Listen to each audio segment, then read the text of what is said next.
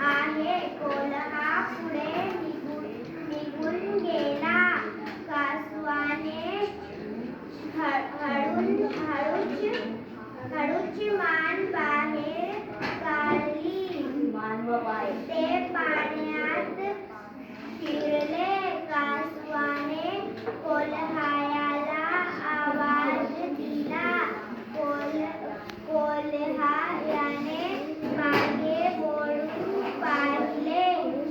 तो सावधशीच म्हणाला, अरे शिकार हाती गेली. शाबास.